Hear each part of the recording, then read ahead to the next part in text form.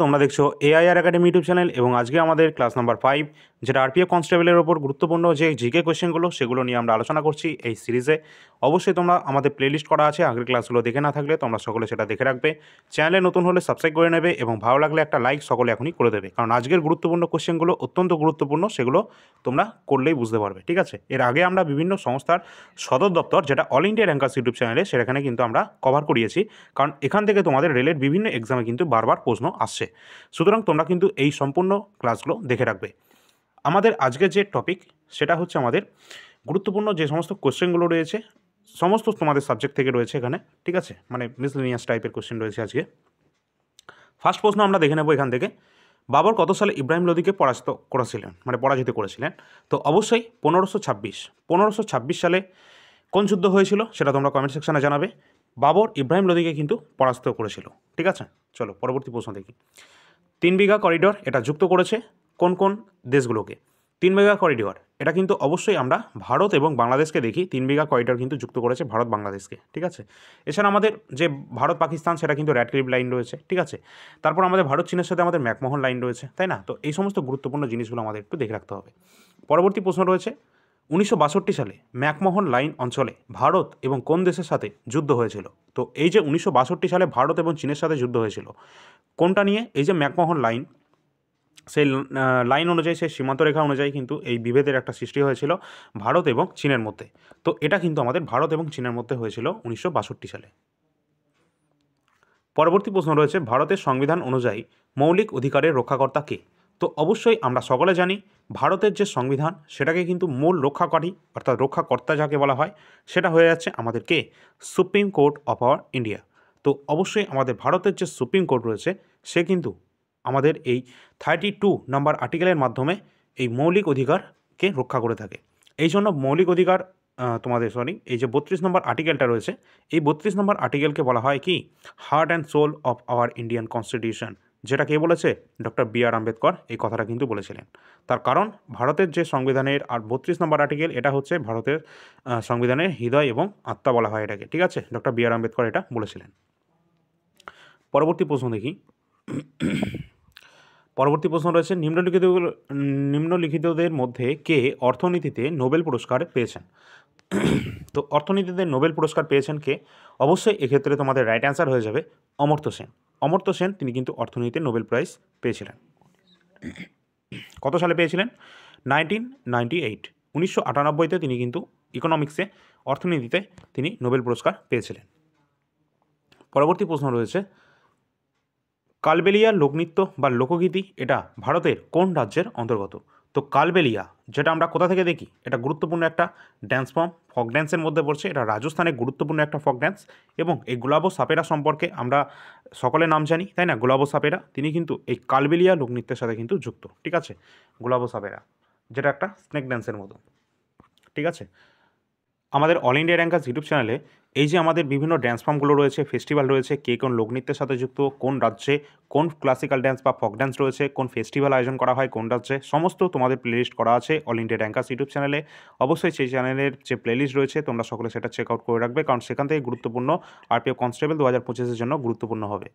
পরবর্তী আমাদের প্রশ্ন রয়েছে, প্রেস ফ্রিডম ডে এটা কোন তারিখে পালন করা হয়? তো প্রেস ফ্রিডম ডে এটা কিন্তু পালন করা হয় 23 মে। 23 মে কিন্তু পালন করা হয়ে থাকে প্রেস ফ্রিডম ডে। পরবর্তী প্রশ্ন রয়েছে, তথ্য জানার অধিকার যেটাকে আমরা বলি কি? RTI, right two information act. তো অবশ্যই এটা আমাদের এসেছিল কত সালে? আরটিআই প্রথম লাগু হচ্ছে 2005। 2005-এ কিন্তু এই আরটিআই প্রথম আসছে এবং এই রাইট টু ইনফরমেশন অ্যাক্টের মাধ্যমে আমরা যে কোনো বিষয় সম্পর্কে আমরা সঠিক ইনফরমেশন পেতে পারি, তাই না? তো এখান থেকে কী জিজ্ঞাসা করা হয়েছে যে এই যে আরটিআই রয়েছে এটা ভারতের সংবিধানে সংরক্ষিত রয়েছে কত নম্বর আর্টিকেলে বা সাব ক্লজে? তো এক্ষেত্রে আমাদের রাইট অ্যান্সার হয়ে যাবে 19 নম্বর আর্টিকেলের ক্লজ নম্বর 1-এর সাব ক্লজ এ। এই আর্টিকেলের মধ্যে কিন্তু নিহিত রয়েছে এই রাইট টু ইনফরমেশন অ্যাক্টের কথা, যেটা 2005 থেকে ইন্ট্রোডিউস হয়েছে আমাদের ইন্ডিয়াতে। চলো পরবর্তী প্রশ্ন দেখি। কাজরি একটা ফক ড্যান্স রয়েছে, এটা কোন রাজ্যের ফক ড্যান্স? এটা আমরা সকলে জানি কোন রাজ্যের? উত্তরপ্রদেশ। উত্তরপ্রদেশের কিন্তু গুরুত্বপূর্ণ যে ফক ড্যান্স রয়েছে কাজরি, ঝোড়া, তাই না? এছাড়া আমাদের কত্থক রয়েছে যেটা আমাদের ক্লাসিক্যাল ড্যান্সের মধ্যে পড়ছে। আর এটা কিন্তু এই যে কাজরি রয়েছে এটা কিন্তু বিহারেও কিন্তু ফেমাস আছে, শুধু উত্তরপ্রদেশেই নয়। আর এই যে লোকনৃত্য এটা কোন ঋতুর মধ্যে আমরা দেখতে পাই? এটা কিন্তু অবশ্যই বর্ষাকালের দিকে কিন্তু পালন করা হয় বিহার এবং উত্তরপ্রদেশের মধ্যে এই কাজরি ফোক ড্যান্স। ওকে, চলো পরবর্তী প্রশ্ন দেখি। ভালো লাগলে সকলে একটা লাইক করে দেবে, শেয়ার করে দেবে সকল বন্ধুদের সাথে, ঠিক আছে? আর আরপিএফ কনস্টেবল 2025 যারা যারা এক্সাম দেবে তাদের জন্য আরপিএফ এসআই 2024-এর যে পিডিএফ সেটা কিন্তু তোমাদের রেডি হচ্ছে এবং আগামীকাল থেকে তোমাদের কিন্তু সেটা অ্যাভেলেবেল হবে। আর তোমরা যারা যারা টেলিগ্রাম চ্যানেলে যুক্ত হওনি অবশ্যই যুক্ত হয়ে যাবে, ডিসক্রিপশন বক্সে তোমাদের কিন্তু লিঙ্ক দেওয়া আছে, ঠিক আছে? আর এখানেই কিন্তু ক্লাসের পিডিএফ তোমরা পেয়ে যাবে, ঠিক আছে? পরবর্তী প্রশ্ন রয়েছে, সঙ্গীত, নৃত্য এবং নাটকের জন্য ভারতের প্রথম জাতীয় একাডেমি সেটা কোনটা? অবশ্যই সেটা আমরা সকলে জানি, সঙ্গীত নাটক একাডেমি, যেটা আমাদের দেয়া হয় কি সঙ্গীত নাটক একাডেমি অ্যাওয়ার্ড দেওয়া হয়ে থাকে যার মাধ্যমে। তো এটা কিন্তু এসএন অ্যাওয়ার্ড, যেটাকে আমরা শর্ট ফর্মে চিনি। তো এক্ষেত্রে এটা আমাদের রাইট অ্যান্সার হয়। পরবর্তী প্রশ্ন আছে, ছলিয়া কোন রাজ্যের একটা আমাদের নৃত্যশৈলী? তো কোন রাজ্যের নৃত্যশৈলী ছলিয়া? অবশ্যই এক্ষেত্রে আমাদের রাইট অ্যান্সার হয়ে যাবে উত্তরাখণ্ড। উত্তরাখণ্ডের গুরুত্বপূর্ণ একটা ফোক ড্যান্সের মধ্যে পড়ে ছলিয়া নৃত্যশৈলীটি, উত্তরাখণ্ডের মধ্যে পড়ছে। পরবর্তী প্রশ্ন আছে, রাজস্থানে তো অনেকগুলোই রয়েছে, যেমন ঘুমর রয়েছে, কালবেলিয়া যেমনটা বললাম, ঠিক আছে? বিহারে বিদেশিয়া যথাযথিন ছৌ আছে, হরিয়ানার ঝুমর আছে, ঠিক আছে? ধামাল আছে, ফোক ড্যান্স আছে, ঠিক আছে? হরিয়ানাতে অনেকগুলোই আছে।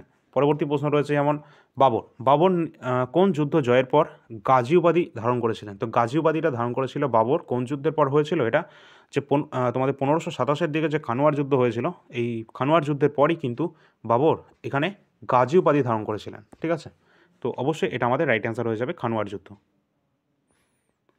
নেক্সট পরবর্তী আমরা প্রশ্ন দেখব,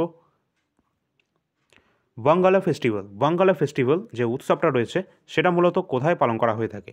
গুরুত্বপূর্ণ কোশ্চেন, এসএসসি বিভিন্ন এক্সামে এসছে এবং আমাদের রেলেরও বিভিন্ন এক্সামে কিন্তু অলরেডি চলে এসেছে। তো বাঙ্গালা ফেস্টিভ্যাল এটা কিন্তু অবশ্যই পালন করা হয়ে থাকে মেঘালয় রাজ্যে। ভারতের মেঘালয় রাজ্যে কিন্তু পালন করা হয় বাঙ্গালা ফেস্টিভ্যাল। এটা একটা উৎসব, আর এই উৎসব রিলেটেড কোশ্চেনগুলো, যে সমস্ত কোশ্চেনগুলো তোমাদের অল ইন্ডিয়া র্যাঙ্কার্স ইউটিউব চ্যানেলে করানো হয়ে গেছে। কোন ভারতীয় 2014 সালে শান্তিতে নোবেল পুরস্কার পেয়েছিলেন? এই প্রশ্নটা বহুবার পরীক্ষায় আসে। তো ভারতে যে শান্তিতে যে নোবেল পুরস্কার পেয়েছিলেন 2014 সালে, তার নাম কি? অবশ্যই আমাদের রাইট অ্যান্সার হবে কৈলাস সত্যার্থী। কৈলাস সত্যার্থী 2014 সালে তিনি কিন্তু পিস প্রাইজ পেয়েছিলেন, নোবেল পিস প্রাইজ। আর তোমরা কমেন্ট সেকশানে জানাবে যে নোবেল পিস প্রাইজ এটা কে দিয়ে থাকে, মানে কার মাধ্যমে এটা প্রদান করা হয়, কোন একাডেমির মাধ্যমে, ঠিক আছে? নোবেল পিস প্রাইজ এটা কোন একাডেমির মাধ্যমে এটা প্রদান করা হয়ে থাকে? চলো পরবর্তী প্রশ্ন দেখি। পুলিৎজার পুরস্কার বিজয়ী প্রথম ভারতীয় কে? তো পুলিৎজার পুরস্কার বিজয়ী তোমাদের প্রথম যে ভারতীয়, এক্ষেত্রে আমাদের রাইট অ্যান্সার হয়ে যাবে গোবিন্দ বিহারী লাল। গোবিন্দ বিহারী লাল ইনি কিন্তু পুলিৎজার পুরস্কার বিজয়ী প্রথম ভারতীয়। আর পুলিৎজার পুরস্কার কিসে দেওয়া হয়? অবশ্যই সাহিত্য এবং তোমাদের সাংবাদিকতায় এই সমস্ত যে পুলিৎজার পুরস্কারগুলো রয়েছে সেটা কিন্তু দেওয়া হয়ে থাকে। তো গোবিন্দ বিহারী লাল ইনি কিন্তু পুলিৎজার পুরস্কার বিজয়ী প্রথম ভারতীয় ছিলেন। আমাদের পরবর্তী প্রশ্ন রয়েছে, ভ্যালি অফ ফ্লাওয়ার্স জাতীয় উদ্যান বা ন্যাশনাল পার্ক এটা ঘোষিত একটি ইউনেস্কো ঐতিহ্যবাহী সাইট, এটা কোন রাজ্যে অবস্থান করছে? আমরা এর আগে কিন্তু বিভিন্ন যে সমস্ত আমাদের ইন্টারন্যাশনাল অর্গানাইজেশন রয়েছে তাদের হেডকোয়ার্টার এবং ফরমেশন ডেট নিয়ে তোমাদের আলোচনা করেছিলাম, ঠিক আছে?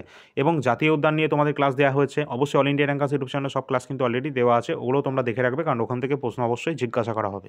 আর এখানে আমাদের যেটা এসেছে ইউনেস্কো সদর দপ্তর তোমাদের ফ্রান্সের প্যারিসে অবস্থান করছে এবং এই ইউনেস্কোর মাধ্যমে মানে এটা স্বীকৃতি দিয়েছে valley of flowers national park, যেটা জাতীয় উদ্যান, এটা আমাদের রয়েছে কোন রাজ্যে? এক্ষেত্রে আমাদের রাইট অ্যান্সার হয়ে যাবে সিকিম।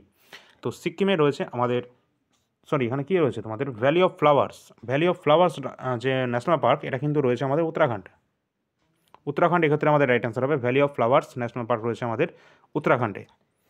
পরবর্তী প্রশ্ন রয়েছে, আচ্ছা পরবর্তী প্রশ্ন যাওয়ার আগে অবশ্যই তোমরা দেখে রাখবে কারেন্ট অ্যাফেয়ার্স জানুয়ারি থেকে ডিসেম্বর তোমাদের যার প্রয়োজন হবে, ঠিক আছে? তোমরা কিন্তু এটা দেখতে পারো, কারণ এটা কিন্তু গুরুত্বপূর্ণ, কারণ এখানে কিন্তু আমাদের কিন্তু বিভিন্ন এক্সামে অলরেডি চলে এসছে। তোমাদের আরপিএফ এসআই 2024-এ যে এক্সামটা হয়েছিল সেখানে কিন্তু অনেক প্রশ্ন কিন্তু কারেন্ট অ্যাফেয়ার্স থেকে কমন এসেছে আমাদের এই পিডিএফ থেকে। এছাড়া যারা এসএসসি জিডি 2026-এর জন্য টার্গেট রাখছো তারা 50 টাকা দিয়ে 2024-এর প্রিভিয়াস ইয়ার জিকে কোশ্চেন রাখতে পারো। আর এটা আমাদের কারেন্ট অ্যাফেয়ার্স রয়েছে, যেটা কিন্তু এইভাবে আমাদের যে ফরম্যাটটা রয়েছে সম্পূর্ণ বাংলা ভাষায়, ঠিক আছে? তো অবশ্যই তোমরা দেখতে পারো এখানে প্রতি মান্থ ওয়াইজ কিন্তু এখানে অ্যারেঞ্জ করা রয়েছে, প্রতি মাসে টপ 100 কোশ্চেন রয়েছে এবং 1200 প্লাস কিন্তু এখানে কোশ্চেন সংখ্যা রয়েছে কারেন্ট অ্যাফেয়ার্সের। আর এর মধ্যে থেকেই বারবার কমন আসছে বিভিন্ন এক্সামে, অলরেডি চলে এসছে আমাদের রেল এবং এসএসসির বিভিন্ন এক্সামে, সুতরাং আবারও কমন পাবে। এবং তোমাদের কিন্তু মিনিমাম 1 বছরের কারেন্ট অ্যাফেয়ার্স করতে হবে, আর যে মাসে এক্সাম হচ্ছে তার ঠিক 1 মাস আগে পর্যন্ত তোমাদের কমপ্লিট রাখতে হবে। তার জন্য জানুয়ারি থেকে ডিসেম্বর 2024 কারেন্ট অ্যাফেয়ার্স তোমরা শুধুমাত্র 80 টাকায় পাচ্ছ, এবং জানুয়ারি 2025-এর যে কারেন্ট অ্যাফেয়ার্স, যে মান্থলি কারেন্ট অ্যাফেয়ার্স, সেটা তোমরা শুধুমাত্র 15 টাকায় পাচ্ছ। ঠিক আছে, তো যার যা দরকার হবে ডিসক্রিপশানে নাম্বার দেওয়া আছে, ওই নাম্বারে হোয়াটসঅ্যাপে যোগাযোগ করবে। আর তোমরা যদি রেলের এনটিপিসি পাশাপাশি অন্যান্য কোনো ফর্ম ফিল আপ করে রেখেছো, আরপিএফ কনস্টেবল বলো বা গ্রুপ ডি, তোমরা কিন্তু এই পিডিএফটা অবশ্যই নিতে পারো। তার কারণ এখান থেকে কিন্তু আরপিএফ এসআই 2024 অনেক প্রশ্ন কমন এসছে, যদিও এটা NTPC previous year GK question, এনটিপিসিতে কমন আসার কথা, কিন্তু আরপিএফও চলে এসছে 2024-এ এসছে। সুতরাং রেলের যে কোনো এক্সামের জন্য কিন্তু তোমরা এটা নিতে পারো, এবং এটা এনটিপিসিতে অবশ্যই কমন আসবে। আর এটা আন্ডার গ্র্যাজুয়েট বোর্ড ক্যান্ডিডেটের জন্য। ঠিক আছে, এখানে 133টা শিফটের 5000 প্লাস কিন্তু কোশ্চেন সংখ্যা রয়েছে, আর সম্পূর্ণটা কিন্তু তোমাদের বাংলা ভাষায় রয়েছে পিডিএফ ফরম্যাটে। ঠিক আছে, এবং এটা কিন্তু A4 সাইজ ফরম্যাট, তোমরা প্রিন্ট করেও এটা পড়তে পারবে। আর এটা দুটো পিডিএফটা তোমাদের দুটো পার্টে প্রোভাইড করা রয়েছে আর কি। তো এখানে তোমরা 157 পেজ সংখ্যা দেখতে পাচ্ছ, যেটা কিন্তু দুটো পার্টে প্রোভাইড করা হচ্ছে, যেটা 300 প্লাস কিন্তু পেজ সংখ্যা রয়েছে। ঠিক আছে, যার দরকার হবে অবশ্যই তোমরা যোগাযোগ করে নেবে নাম্বারে। এটা 99 পে করে সম্পূর্ণ পিডিএফ বাই করতে পারবে, এবং এই সম্পূর্ণ যে ক্লাসের তোমাদের মোটামুটি তোমাদের 24-25টা শিফট কিন্তু এখানে আলোচনা করা হয়েছে অল ইন্ডিয়া র্যাঙ্কার্স ইউটিউব চ্যানেলে। ঠিক আছে, ডিটেলসে কিন্তু ক্লাস করানো হয়েছে, অবশ্যই সেই ক্লাসগুলো তোমরা দেখতে পারো, সেখান থেকে প্রশ্ন অবশ্যই তোমরা কিন্তু কমন পাবে। ঠিক আছে, আর যে কোনো পিডিএফের জন্য তোমরা এই নাম্বারে যোগাযোগ করবে। আর আগামীকাল থেকে তোমাদের আরআরবি যে রেলের যে এক্সাম হয়েছিল আরপিএফ এসআই যে 2024, তার সম্পূর্ণ যে শিফট সেটা কিন্তু তোমাদের চ্যাপ্টার ওয়াইজ কিন্তু এখানে অ্যারেঞ্জ করা হয়ে গেছে। ঠিক আছে, তো কাল থেকে তোমাদের যেটা 17 তারিখ থেকে তোমাদের কিন্তু অ্যাভেলেবেল হচ্ছে। এটা রয়েছে তোমাদের আরপিএফ এসআই 2024-এর যে প্রিভিয়াস ইয়ার জিকে কোয়েশ্চেন, সেটা কিন্তু কমপ্লিট তোমাদের রেডি হয়ে যাচ্ছে, যেটা কিন্তু 17 ফেব্রুয়ারি 2025 থেকে তোমাদের অ্যাভেলেবেল হচ্ছে আগামীকাল থেকে। তো অবশ্যই তোমরা কিন্তু এটা দেখতে পারো, যার যা দরকার হবে আগামীকাল থেকে তোমরা ওই নাম্বারে যোগাযোগ করে নেবে। ঠিক আছে, যেমন পুরস্কার প্রতিটা কিন্তু তোমাদের আলাদা আলাদা তোমাদের চ্যাপ্টার ওয়াইজ কিন্তু অ্যারেঞ্জ করা রয়েছে। ঠিক আছে, হিস্ট্রি, জিওগ্রাফি, ইকোনমিক্স, তোমাদের যে রয়েছে পলিটি রয়েছে। ঠিক আছে, পুরস্কার সম্মান রয়েছে, তোমাদের যে সমস্ত অ্যাওয়ার্ড অনার রয়েছে, তোমাদের যে সমস্ত বুক অথর রয়েছে। ঠিক আছে, স্ট্র্যাটেজিকের যে সমস্ত কোয়েশ্চেনগুলো সবগুলো তোমাদের আলাদা আলাদা চ্যাপ্টার ওয়াইজ কিন্তু অ্যারেঞ্জ করে দেওয়া আছে, যাতে তোমাদের পড়তে সুবিধা হয় এবং রিভিশনে খুব তাড়াতাড়ি সুবিধা হয়, যেহেতু তোমাদের এক্সাম বেশি টাইম নেই। ঠিক আছে, অবশ্যই তোমরা দেখতে পারো এই পিডিএফটি। আর এখান থেকে প্রশ্ন আসার সম্ভাবনাও রয়েছে অনেক বেশি, তার কারণ এটা 2024-এর লেটেস্ট 2024-এর কোয়েশ্চেন। আর যার যার দরকার হবে এই নাম্বারে তোমরা হোয়াটসঅ্যাপের মাধ্যমে যোগাযোগ করবে, ডিসক্রিপশনে লিঙ্ক দেওয়া রয়েছে। ঠিক আছে, পরবর্তী আমাদের প্রশ্ন রয়েছে জাতিসংঘের নিরাপত্তা পরিষদ, যেটাকে আমরা বলে থাকি কি সিকিউরিটি কাউন্সিল। ইউনাইটেড নেশনসের সিকিউরিটি কাউন্সিলে অস্থায়ী সদস্যদের মেয়াদ কত বছর? অবশ্যই আমরা জানি যে ইউনাইটেড নেশনসের সিকিউরিটি কাউন্সিলে 5 পার্মানেন্ট মেম্বার রয়েছে, এবং অস্থায়ী সদস্যও কিন্তু রয়েছে। এই অস্থায়ী সদস্যরা কিন্তু প্রতি 2 বছরের জন্য কিন্তু নিযুক্ত হয়ে থাকেন। ঠিক আছে, চলো পরবর্তী প্রশ্ন দেখি। জাতিসংঘের নিরাপত্তা পরিষদের সদর দপ্তর কোথায় অবস্থান করছে? আমরা সকলে জানি জাতিসংঘের যে হেডকোয়ার্টার সেটা কিন্তু অবশ্যই নিউ ইয়র্কে, আর এর নিরাপত্তা পরিষদেরও হেডকোয়ার্টার নিউ ইয়র্ক সিটিতে অবস্থান করছে। নিচের কোন দেশটি জাতিসংঘের নিরাপত্তা পরিষদের সদস্য নয়? তো অবশ্যই এখানে তোমাদের কী রয়েছে, স্থায়ী সদস্য কিন্তু এখানে বলেছে। ঠিক আছে, অস্থায়ী তো তোমাদের বললাম যেমন 2 বছরের জন্য ইলেক্ট হয়ে থাকে। এবং জাতিসংঘের নিরাপত্তা পরিষদের স্থায়ী সদস্য নয় কোনটা? রাশিয়া, কানাডা, ফ্রান্স নাকি চায়না? অবশ্যই এক্ষেত্রে কানাডা কিন্তু আমাদের রাইট অ্যান্সার হয়ে যাবে, কারণ কানাডা কিন্তু আমাদের জাতিসংঘের নিরাপত্তা পরিষদের সদস্য নয়। ঠিক আছে, তো রাশিয়া আছে, ফ্রান্স আছে, চায়না আছে, ইউএস আছে, ইউকে আছে। ঠিক আছে, এরা কিন্তু সকলে 5 জন P5 বা বিগ 5 নামে পরিচিত, আর এই 5 জনের কিন্তু ভেটো ক্ষমতা রয়েছে। ঠিক আছে, তো সবথেকে বেশি এই ক্ষমতা প্রয়োগ করেছে কিন্তু এখনও পর্যন্ত কে? রাশিয়া। ঠিক আছে, এটাও কিন্তু পরীক্ষায় কিন্তু জিজ্ঞাসা করা হয়। চলো পরবর্তী প্রশ্ন রয়েছে, কার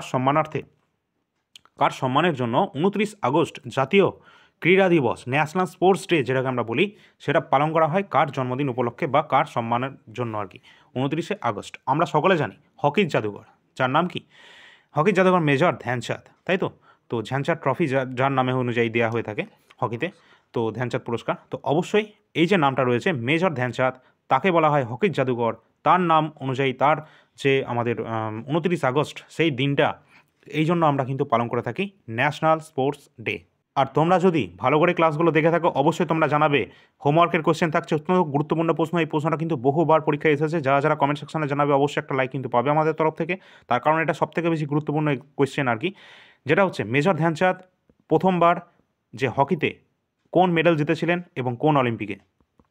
মেজর ধ্যানচাঁদ অলিম্পিকে কোন মেডেল জিতেছিলেন প্রথম, এবং কোন অলিম্পিকে সেটা জিতেছিলেন? ঠিক আছে, আর তিনি কিন্তু সোনা জিতেছিলেন। ঠিক আছে, সোনা, ব্রোঞ্জ কোনটা জিতেছিলেন? ঠিক আছে, সে যাই হোক না কেন তোমরা সেটা বলবে। ঠিক আছে, কোন অলিম্পিক এবং কোন মেডেল, তো অবশ্যই সেটা তোমরা কমেন্ট সেকশনে জানাবে। চলো পরবর্তী প্রশ্ন দেখি। বিশ্ব বন্যপ্রাণী দিবস কবে পালন করা হয়ে থাকে? তো বিশ্ব বন্যপ্রাণী দিবস এটা কিন্তু পালন করা হয়ে থাকে 3 মার্চ। তো মার্চে 3 তারিখ, যেটা কিন্তু বিশ্ব বন্যপ্রাণী দিবস কিন্তু এটা পালন করা হয়ে থাকে। পরবর্তী প্রশ্ন রয়েছে, কোণার্কের সূর্য মন্দির, যেটাকে আমরা বলি কোণার্কের সান টেম্পল, এটা আমাদের ড্যাশ নামে পড়েছে, এটা কোথায় অবস্থান করছে? এটা কিন্তু আমরা জানি যেটা উড়িষ্যাতে অবস্থান করছে। আর এটা তোমাদের আরপিএফএসআই 2024 অলরেডি চলে এসেছে এই কোশ্চেনটা, ঠিক আছে। তোমার এছাড়া 2019-এর আরপিএফ কনস্টেবলে কিন্তু এই কোশ্চেনটা এসেছে, এবং শুধু এই সমস্ত এক্সাম বলে না, সমস্ত এক্সামে কিন্তু বারবার এসেছে এটা। তো আমাদের রাজ্যেরও বিভিন্ন এক্সাম এসেছে। যাই হোক, কোণার্কের যে সান টেম্পল বা সূর্য মন্দির, এটা আমাদের উড়িষ্যাতে অবস্থান করছে। আর এটা আমরা কোন নামে চিনি, ঠিক আছে? তো অবশ্যই এক্ষেত্রে আমরা ব্ল্যাক প্যাগোডা নামে কিন্তু চিনে থাকি এই কোণার্কের সান টেম্পল বা সূর্য মন্দিরকে, ঠিক আছে। আর তোমরা যারা যারা ক্লাস দেখছো অবশ্যই তোমরা জানাতে পারো যে এটা কে তৈরি করেছিলেন, কোন রাজা এরা তৈরি করেছিলেন। পরবর্তী প্রশ্ন রয়েছে, জলের স্ফুটনাঙ্ক কত? জলের স্ফুটনাঙ্ক কত?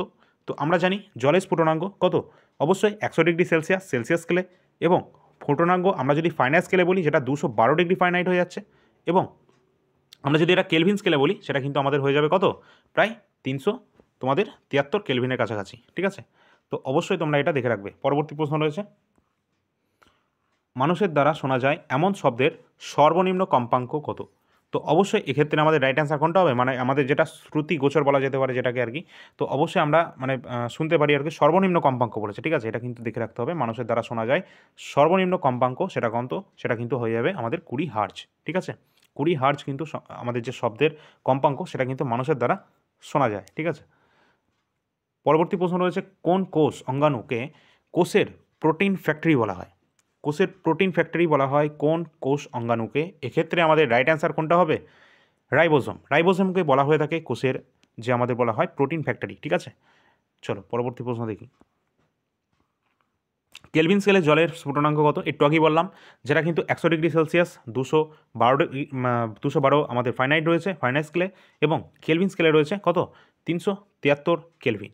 তো 373 কেলভিন এক্ষেত্রে আমাদের রাইট অ্যান্সার হয়ে যাবে জলের স্ফুটনাঙ্ক, ঠিক আছে। এই সবকটা কিন্তু সমান, আর সবার যদি নিম্ন বলি সবকটা ওই 0, আর ওটা হচ্ছে তোমাদের কত 32 ডিগ্রি ফাইনাইট, আর এটাও তোমাদের প্রায় কত হবে তোমাদের এটা 273 কেলভিন, ঠিক আছে।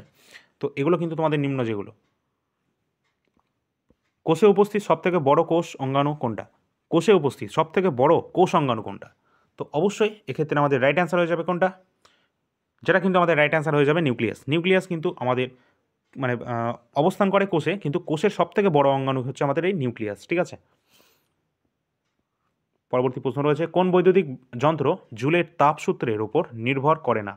তো জুলের তাপসূত্রের ওপর নির্ভর করে না আমাদের কোন বৈদ্যুতিক যন্ত্র? এক্ষেত্রে আমাদের রাইট অ্যান্সার হয়ে যাবে বৈদ্যুতিক প্লাগ এবং সুইচ। বৈদ্যুতিক যে প্লাগগুলো রয়েছে এবং সুইচ, এরা কিন্তু জুলের যে তাপসূত্র রয়েছে সেই নীতির উপর নির্ভর করে না।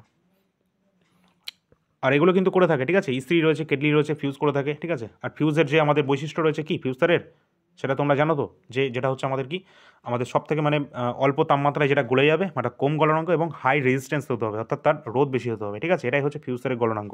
আর ফিউজ তার কী কী দিয়ে তৈরি হয় তোমরা এটা কমেন্ট সেকশনে জানাবে। পরবর্তী প্রশ্ন রয়েছে, সর্বনিম্ন শ্রুতিগোচর শব্দের তীব্রতা কত? তো সর্বনিম্ন যে শ্রুতিগোচর শব্দের যে তীব্রতা সেটা কত, সর্বনিম্ন শ্রুতিগোচর বলেছে। তো এক্ষেত্রে আমাদের 0 ডেসিবেল যেটা হবে ডেসিবেলে। পরবর্তী প্রশ্ন আছে, কে স্যাডউইক, অর্থাৎ যে স্যাডউইক কোন উপপরমাণু কণা আবিষ্কার করেছিলেন? তো স্যাডউইক তো একটা পরমাণু কণা আবিষ্কার করেছিলেন, তো আমরা জানো যে প্রোটন, নিউট্রন, ইলেকট্রন, যে এই সমস্ত গ্রুপ কণাগুলো রয়েছে পরমাণুর তিনটে। তো এখানকার নিউরন কিন্তু নয়, নিউরন হচ্ছে আমাদের স্নায়ু, যেটা আমাদের শরীরের একটা অঙ্গ, যেটা হচ্ছে সবথেকে বড় আমাদের কি স্নায়ুতন্ত্রের মানে নার্ভ আর কি, নার্ভাস সিস্টেম। আর এখানে বলেছে স্যাডউইক। স্যাডউইক হচ্ছে উপপরমাণু কণা, যেটা কিন্তু আবিষ্কার করেছিলেন কে? অবশ্যই এক্ষেত্রে আমাদের রাইট অ্যান্সার হয়ে যাবে কে, নিউট্রন। নিউট্রন কিন্তু মানে নিউট্রন কণাটা, এটা কণাটা আবিষ্কার করেছিল স্যাডউইক, ঠিক আছে। পরমাণুর যে প্রোটন রয়েছে, নিউট্রন রয়েছে, ইলেকট্রন রয়েছে, সব থেকে বাইরে কক্ষপথে থাকে ইলেকট্রন। আর এই প্রোটন হচ্ছে আমাদের পজিটিভ ধনাত্মক কণা এবং নেগেটিভ হচ্ছে আমাদের নিউট্রন কণা, ঠিক আছে। আর নিউট্রনটা আবিষ্কার করেছিল স্যাডউইক। পরবর্তী প্রশ্ন রয়েছে, টমসন আবিষ্কার করেছিল আমাদের ইলেকট্রনটা। এছাড়া আমাদের প্রোটন যে কণা রয়েছে সেটা কিন্তু আবিষ্কার করেছিলেন অবশ্যই রাদারফোর্ড, ঠিক আছে। আর এই যে পরমাণু মডেলটা, রাদারফোর্ডের যে আমাদের যে পরমাণু মডেলটা রয়েছে, এগুলো কিন্তু তোমাদের গুরুত্বপূর্ণ, কারণ এখান থেকে প্রশ্ন অবশ্যই আসে। আর এখানে তোমাদের যে প্রশ্নটা রয়েছে বাইরে কক্ষপথে থাকা, আর সায়েন্স থেকে তোমাদের কিন্তু গুরুত্বপূর্ণ প্রশ্ন থাকছে, আর এই সমস্ত কোশ্চেনগুলো তোমাদের সায়েন্সের মধ্যে পড়ে যাচ্ছে। আর আলাদা করে যদি সায়েন্সের ক্লাস চাও সেটাও চেষ্টা করে দেখবো পরে। আর পরবর্তী আমাদের যে প্রশ্ন রয়েছে, বাইরের কক্ষপথে থাকা ইলেকট্রনের সর্বোচ্চ সংখ্যা কত? একটু আগেই যেটা বললাম যে পরমাণু সব থেকে বাইরে কক্ষপথে থাকে কি ইলেকট্রন। ইলেকট্রন কিন্তু এরা ঘুরতে থাকে। আর সবচেয়ে বাইরের যে মানে মানে শেষের যে কক্ষপথটা সেখানে কিন্তু যে ইলেকট্রন সংখ্যাটা যেটা সেটা কিন্তু হয়ে থাকে 8, মানে 8টা কিন্তু সেখানে ইলেকট্রন সংখ্যা থাকে। ঠিক আছে, চলো পরবর্তী প্রশ্ন দেখি। এখানে অপশান অনুযায়ী এক্ষেত্রে আমাদের রাইট অ্যান্সার হবে 8, অপশান নাম্বার 3। পরবর্তী প্রশ্ন রয়েছে, সাধারণ মানুষের দেহে একটি কোষ কত সংখ্যক ক্রোমোজোম উপস্থিত থাকে? তো কত সংখ্যক ক্রোমোজোম উপস্থিত থাকে? অবশ্যই আমাদের জানি যে 23 জোড়া বা 46টি। অপশান কিন্তু তোমাদের দুটোই থাকতে পারে, 23 জোড়া বা 46টি আমাদের মানুষের যে দেহে এটা কিন্তু ক্রোমোজোম উপস্থিত থাকে। ঠিক আছে, আর এখানে কিন্তু তোমাদের মিসলিনিয়াস না কোনো একটা এক্সাম এসেছিল যে মানুষের শরীরে সেক্স ক্রোমোজোম কতগুলো আছে, যেটা কিন্তু তোমাদের রয়েছে কত, দুটো কিন্তু সেক্ষেত্রে আমাদের রাইট অ্যান্সার হতো। পরবর্তী প্রশ্ন রয়েছে, নিম্নলিখিত কোনটি প্রাণীদেহের বৃহত্তম কোষ? তো প্রাণীদেহের সবথেকে বড় কোষ কোনটা? একটু আগে যেটা আমরা বলছিলাম নিউরন বা স্নায়ুকোষ, যেটাকে আমরা বলি কি নার্ভাস সিস্টেম। তো এই যে নিউরন রয়েছে বা স্নায়ুকোষ রয়েছে, এটা কিন্তু আমাদের দেহের সবচেয়ে বড় কোষ। ঠিক আছে, যেটা আমাদের পায়ের মানে একদম নখের থেকে একদম মাথার চুলের গোড়া পর্যন্ত কিন্তু আমাদের সারা শরীরে নিউরন রয়েছে। ঠিক আছে, আর নিউরন যদি কারোর ঠিক মতো না চলে থাকে, সে পুরো একদম পঙ্গু মতো হয়ে যাবে, মানে সেই জায়গায় কোনো রকম সে মানে টাচ নিলেও সেখানে টাচ লাগবে না আর কি, মানে কোনো মানে অকেজো হয়ে যাবে যে সেই যে অঙ্গটা আর কি। পরবর্তী প্রশ্ন রয়েছে, মানে সেন্সর হিসেবে কাজ করে থাকে নিউরনটা। কে কোষ আবিষ্কার করেছিলেন? এই কোশ্চেনটা তোমাদের বহুবার বিভিন্ন এক্সামে এসেছে। ঠিক আছে, মানে প্রতিবারই আমরা দেখি রাজ্য বা কেন্দ্রের বিভিন্ন এক্সামে। রবার্ট হুক প্রথম কিন্তু কোষ আবিষ্কার করেছেন কত সালে? 1665, 1665 কিন্তু রবার্ট হুক ইনি কিন্তু কোষ আবিষ্কার করছেন। তো আজকে ছিল আমাদের এই পর্যন্ত গুরুত্বপূর্ণ যে প্রশ্নগুলো, এখান থেকে প্রশ্ন কিন্তু অবশ্যই আসবে। আজকের ক্লাসটা কিন্তু গুরুত্বপূর্ণ ছিল। ঠিক আছে, আর এগুলো কিন্তু প্রিভিয়াস ইয়ার যে কোশ্চেনগুলো যেগুলো আজকে আমরা আলোচনা করলাম, এগুলো প্রিভিয়াস ইয়ারে বিভিন্ন এক্সামে কিন্তু এসছে, রেলেরই বিভিন্ন এক্সামে এসছে, সে গ্রুপ ডি, এনটিপিসি, সেটা আরপিএফ হোক। ঠিক আছে, বিভিন্ন এক্সামে কিন্তু অলরেডি চলে আসা কোশ্চেন। আর আরপিএফের এক্সাম শুধুমাত্র সে ওপর পড়লে হবে না। ঠিক আছে, যদিও তোমাদের কনসেপ্ট ক্লিয়ার থাকতে হবে মোটামুটি। আর আগের যে আমাদের যে প্রিভিয়াস ইয়ার জিকে কোশ্চেনগুলো, আমরা যদি এনটিপিসির কথাই বলি, এনটিপিসি তোমাদের 133টা শিফটে 5000 প্লাস জিকে কোশ্চেন তোমাদের লাস্ট 2020-21 হয়েছিল। সেগুলোও যদি কমপ্লিট করে ফেলো তাও তোমাদের কিন্তু কম হয়ে যাবে, কারণ 2024-এ যে সমস্ত পেপার হয়েছে সেগুলো দেখতে হবে। আগের বছরে তোমাদের মোটামুটি 3-4 বছরে দেখতে হবে। ঠিক আছে, 3-4 বছর মানে রেলের এক্সামই তো হয়েছিল 5 বছর আগে। তো মোটামুটি তোমাদের লাস্ট দুটো ইয়ারের মোটামুটি দেখতে হবে। ঠিক আছে, তো অবশ্যই প্রিভিয়াস ইয়ার জিকেগুলো তোমাদের দেখতে হবে। আর আরপিএফ 2024-এ পিওয়াইকিউ জিকে কোশ্চেন, যেটা কিন্তু তোমরা পিডিএফগুলো যেটা দেখলে, অবশ্যই সেটা আগামী 17ই ফেব্রুয়ারি 2025 থেকে তোমাদের অ্যাভেলেবেল হয়ে যাচ্ছে। ঠিক আছে, যে নাম্বার দেওয়া আছে ওই নাম্বারে তোমরা যোগাযোগ করবে, কারণ তোমাদের এক্সাম বেশি টাইম নেই। আর যেহেতু এটা 2024-এ আরপিএফ এসআইয়ের আসা কোশ্চেন, সেহেতু কনস্টেবলেও কিন্তু এই কোশ্চেন রিপিট হওয়ার সম্ভাবনা খুব বেশি মাত্রায় রয়েছে। আর আজকে যে পিডিএফটি অবশ্যই তোমাদের অ্যান্সার সহ তোমাদের কিন্তু এটা দেওয়া হবে, তার কারণ তোমাদের কিন্তু এক্সামের বেশি টাইম নেই। ঠিক আছে, তো অবশ্যই উত্তরগুলো একটু করতে টাইম লাগবে, উত্তরগুলো মার্ক করে তোমাদের কিন্তু টেলিগ্রামে শেয়ার করে দেওয়া হবে পিডিএফ। ঠিক আছে, তো ভালো লাগলে অবশ্যই একটা লাইক করে দেবে, বেশি মাত্রায় তোমরা শেয়ার করে দেবে। বেশি মাত্রায় যত মাত্রায় শেয়ার করবে তত মাত্রায় তোমরা কিন্তু কোশ্চেন সংখ্যা বেশি হবে। অনেকে বলছিল 50+ কিন্তু কোশ্চেন সংখ্যা হওয়া উচিত। তো অবশ্যই তোমরা যদি ভালো মাত্রায় শেয়ার করে থাকো, লাইক করে থাকো, অবশ্যই 50-এর জায়গায় 100 নাম্বার তোমাদের কোশ্চেনগুলো নিয়ে চলে আসবো, শুধু প্রিভিয়াস ইয়ার জিকে কোশ্চেন, যেগুলো তোমাদের এক্সাম পয়েন্ট অফ ভিউ থেকে বেশি মাত্রায় ইম্পর্টেন্ট হতে চলেছে। সুতরাং তোমরা যে কোনো ইবুকের জন্য অবশ্যই যে সমস্ত ইবুক আমাদের বর্তমানে অ্যাভেলেবেল রয়েছে, এগুলো তোমাদের অ্যাভেলেবেল রয়েছে। ঠিক আছে, যার যেটা দরকার হবে অবশ্যই এই নাম্বারের মাধ্যমে যোগাযোগ করবে। ঠিক আছে, আর কারেন্ট অ্যাফেয়ার্স কিন্তু অবশ্যই তোমরা দেখে যাবে, কারণ কারেন্ট অ্যাফেয়ার্স তোমাদের যে এএলপি যে পেপারটা হয়েছে সেখানেই তোমাদের 10টা কিন্তু অলরেডি তোমাদের কারেন্টের মানে 10টা জিকে আসার কথা ছিল, সেখানে 10টা কারেন্ট অ্যাফেয়ার্স দিয়ে দিয়েছে। ঠিক আছে, তো অবশ্যই কিন্তু তোমাদের কিন্তু রেলের যে আমাদের আরপিএফের এক্সাম রয়েছে সেখানে 50টা কিন্তু জিকে কোশ্চেন রয়েছে, তার মধ্যে কিন্তু তোমাদের কারেন্ট অ্যাফেয়ার্স মোটামুটি 10 থেকে 15টা কাছাকাছি কিন্তু চলে আসার সম্ভাবনা রয়েছে। ঠিক আছে, তো অবশ্যই তোমরা কিন্তু 2024-এর কারেন্ট এবং 2025-এ মোটামুটি জানুয়ারিতে তো কভার করে যাও, তারপর ফেব্রুয়ারিটা দেখা যাক। ঠিক আছে, ফেব্রুয়ারি দরকারও নেই, কারণ তোমাদের মার্চেই তো এক্সাম। ঠিক আছে, জানুয়ারি পর্যন্ত মোটামুটি করে গেলেই হবে। ঠিক আছে, তো অবশ্যই এগুলো তোমরা দেখতে পারো যে কোনো নাম্বারে, এই নাম্বারে তোমরা হোয়াটসঅ্যাপের মাধ্যমে যোগাযোগ করতে পারো। তো চলো পরবর্তী ক্লাস নিয়ে আসছি এই চ্যানেলে এবং অল ইন্ডিয়া র্যাঙ্কার্স ইউটিউব চ্যানেলে। ঠিক আছে, চ্যানেলগুলো সাবস্ক্রাইব করে রাখবে। ধন্যবাদ। এই পিডিএফ টেলিগ্রামে পেয়ে যাবে, ডিসক্রিপশানে লিঙ্ক দেওয়া আছে। ধন্যবাদ।